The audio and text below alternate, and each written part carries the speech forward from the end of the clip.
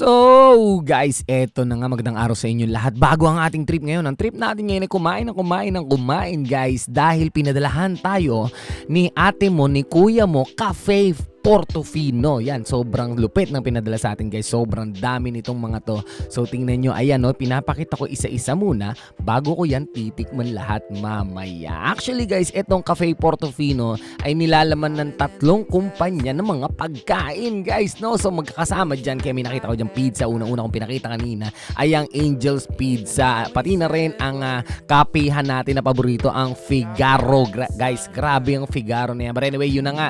Andito rin ang Chen Mas Taiwanese Cuisine. So pinadala nila tayo ng sobrang daming pagkain, kaya wala tayong gagawin ngayon guys, kundi kumain lang ng kumain. Ayan na nga, makikita ninyo kung gaano kasasarap ang mga pinadala sa ating pagkain ng Cafe Portofino. Kaya yun, first of all, napakasarap nito guys. Eto na, nung aking sinubukan yung unang-una from Angel's Pizza, pinadala tayo ng isang malaking pizza at napakasarap niyan guys. Yan yung mga bagay na kailangan masubukan ninyo guys. Hanapin nyo lang ha.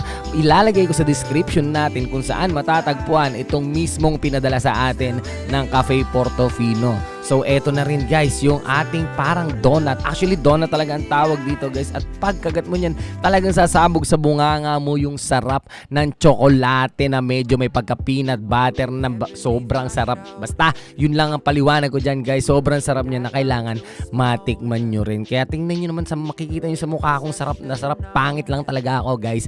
But yun na nga. So eto rin, sinubukan ko yung kanilang malupit na parang tinatawag nating yung merong Java rice na merong may kasamang siomay na napakasarap. Actually yung siomay na, ang honest review ko dyan sa may siomay na yan is talagang ramdam na ramdam mo yung pagka-beef niya guys. Pero yun na nga, actually di ko maintindihan kung may pagka-pork ba yun. But yun na nga, sobrang sarap nito guys. So syempre lahat yan sinubukan ko guys. At eto na rin yung ating shark's fin na kasama nung ating Java rice din na malupit from Chen Mas. Actually ito guys yan, from Chen Mas na yan. Chen Mas Taiwanese Cuisine. And ang Chen Mas, kakasabi ko lang, Taiwanese Cuisine, galing yan sa Taiwan yung recipe na yan guys. Yun yung gusto kong iparating sa inyong lahat.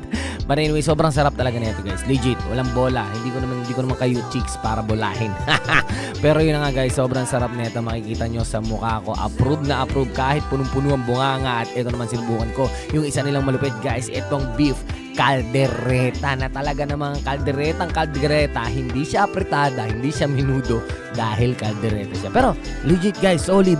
Sobrang sarap talaga. Mararamdaman mo sobrang lambot ng beef niyan nung binabanatan ko yan. Sadyang nag-enjoy talaga ako ng todo-todo guys. At yun, ito ang pinakamalupit na ating kape pang finale from Cafe Portofino, Katipunan. Maraming salamat po Cafe Portofino for having me. And syempre guys, kung natakam naman kayo, dalawin nyo lang sila sa kanilang 4 branches sa Charmview Makati, Shell Sirimundo, Shell Valenzuela at Shell Katipunan. Ipoprovide natin ang link sa description. Hanggang sa muli nating adventures ng pagkain. Bye-bye!